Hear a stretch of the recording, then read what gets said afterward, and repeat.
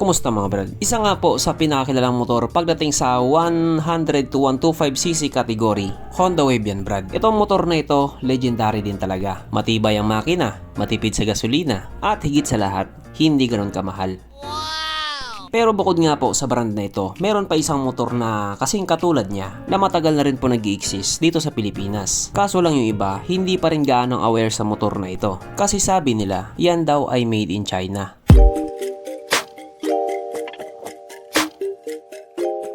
Pero syempre bago tayo magpatuloy, kung bago ka pa lamang napadpad dito sa aking walang kwentang channel, huwag ka na mag-subscribe. So yun na nga, bukod nga po sa Honda Wave, napaka-solid din po talaga ng motor na ito. Kasi ako mismo, nagkaroon din ng ganito, kahit hindi kayo nagtanong. Para nga po sa mga beginner na naghahanap ng motor, pwede nyong i-consider ang motor na ito, ang SYM Bonus 110.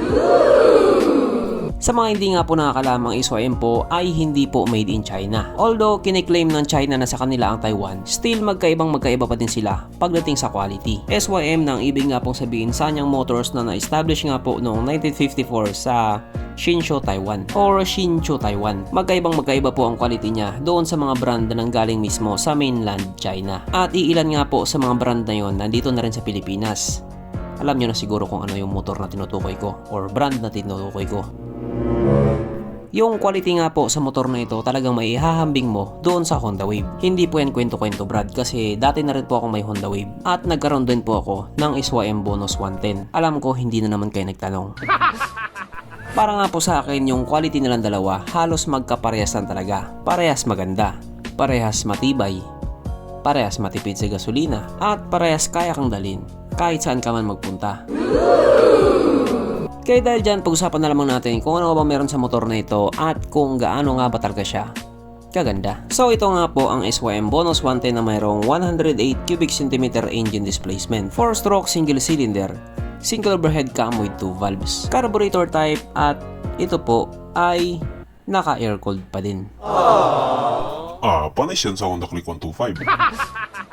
Ang kanyang operation ratio 9.1:1. Pagdating naman po sa kanyang power, ito po ay mayroong 6.1 horsepower at 7,500 RPM, 7.46 Nm torque at 5,500 RPM. Na ayon nga po sa mga tao na nakagamit sa motor na ito daw po ay kayang tumakbo sa bilis ng 100 km/h.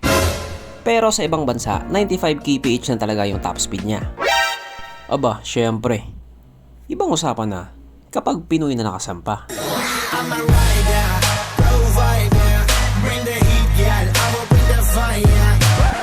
Ang kanyang tangke ay kaya magkarga ng 3.8 liters fuel tank capacity na kumukonsumo nga po ng 55 kilometers per liter. Doon pa lang masasabi mo na talaga na matipid siya. Ang sukat ng kanyang gulong 2.25/17 sa harap at 2.50/17 naman sa likuran. Syempre hindi po ito naka-tubeless kasi nga naka-rim type po siya. Pagdating naman po sa kanyang braking system, ito po ay naka-disc brake sa harap at drum brake pa din po sa likuran. At wala na din pong ganong espesyal sa mga preno niya. Walang ABS, wala din pong CBS. Pero para sa akin hindi naman problema yon. Ang problema doon kung wala kang disiplina sa kalsada. Mamatay ka talaga ng maaga. Ang kanyang seat height ay may taas sa 740mm at 120mm naman ang kanyang ground clearance. At ang motor nga po na ito ay may kabuuang bigat na 98 kg. Sakto lang din talaga para sa displacement niya. Mapunta naman po tayo sa iba pa niyang mga features. So ang ilaw nga po sa motor na ito o yung mga ilaw nga po sa motor na ito, hindi po naka-LED. Naka-halogen yung headlight niya at bulb type din naman yung kanyang signal lights. Pero sa panahon ngayon, madali na lang yan. Wala nang problema dyan. Ang kanyang gauge panel, analog pa din ito. Pero ganyan yung itsura niya. O diba? Analog talaga.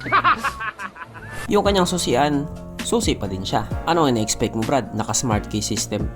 Yung kanyang under seat compartment, hindi rin po kalakihan. Maliit lang talaga. Kahit papano pwede na.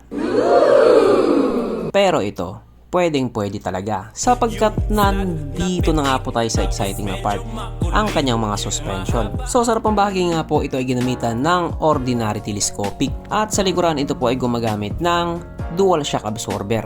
Na ayon nga po sa mga taong nakagamit sa motor na ito, maganda ang bounce.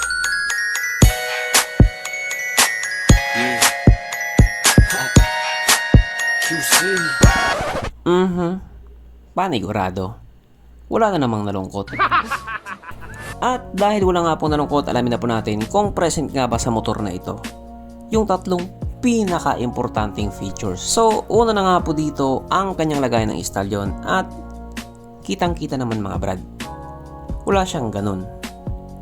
Wala siyang lagayan ng stallion.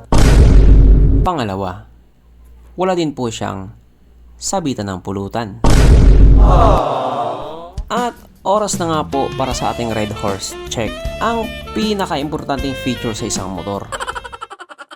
At ayon nga po sa aking masusing pag-aanalisa, ang motor na ito ay kayang magkarga ng isang kahong Red Horse.